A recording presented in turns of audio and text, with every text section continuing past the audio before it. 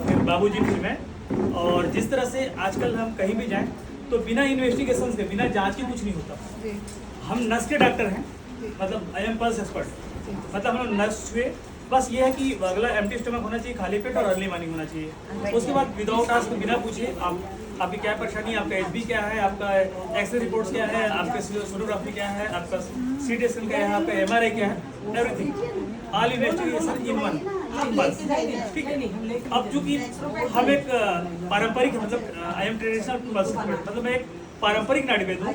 तो परंपरा चले जा रहा है कि एक परंपरा से दूसरी परंपरा, मतलब एक पीढ़ी से दूसरी पीढ़ी हस्तांतरित हो रही है। ठीक है। और आप सभी को मैं नमन करता हूँ कि मातृ दिवस सिर्फ एक हम एक डेट ना फिक्स करें जिस दिन महिला का सम्मान हो। महिला का सम्मान तो प्रतिदिन होता है। जैसे अभी ये देख रहे हैं तो आज का डेट नहीं है, इससे पहले भी महिलाओं का सम्मान हो चुका है। दूसरी चीज, हर दिन महिलाओं का सम्मान इसलिए क्योंकि महिलाओं को या मातृशक्ति को ये कहा जाता है कि पहली गुरु वो है। आज हम जो कुछ भी सीखते हैं पहले, जैसे हम बाद में स्कूल जाएंगे, हम लोग अक्षरमाला बाद में सीखेंगे, हमारी माँ जो है वो पहले सिखाती है। जैसे मेरा एक स्लोगन है कि your kitchen is your medical store.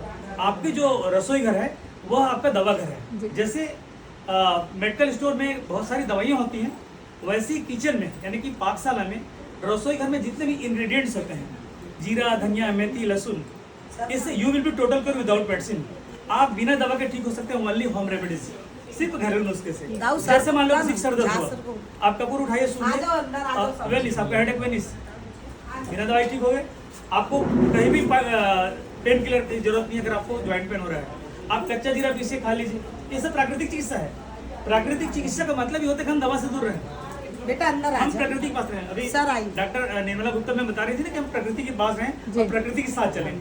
सच है। तो हम लोग प्रकृति के साथ चलते हैं। जैसे हम जैसी नजर डालते हैं बाहर, जितने भी क्रीपर्स, घास फूस देखते हैं, तो हमें अगर हमें जानकारी नहीं है तो घास फूस नजर आता है। लेकिन अगर थोड़ा ज्ञान हो तो हमें वो पता चलेगा कि हर उस घास फूस से हम औषधि गुण उपयोग कर सकते हैं। अच्छा। ठीक वैसे ही जैसे आपके किचन में जितने भी सजे हुए हैं, हल्दी है, टर्मरिक, आयुर्वेद का सबसे बड़ा एंटीबायोटिक्स हल्दी है।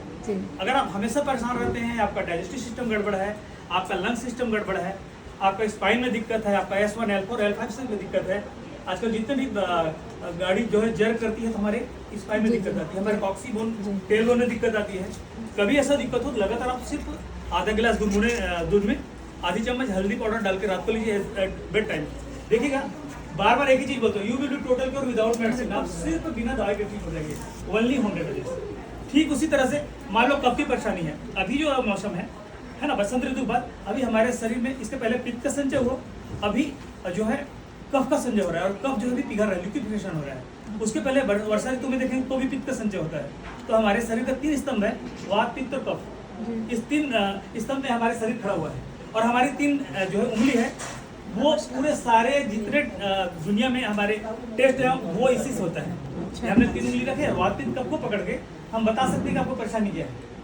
ठीक है। तो मैं आप लोग का ज़्यादा समय नहीं लूंगा, क्योंकि मैं बोलना शुरू करता हूँ। एज मोटिवेशन स्पीकर मुझे यहाँ पे स्कूल कॉलेज में बुलाते रहते हैं, तो थोड़ा जो अपने आप को जब्त करना मुश्किल हो जाता है, समय का अभाव है। हो सकता है मैं आप लोग को बोर कर रहा हूँ, समझ जाता हूँ। Thank you.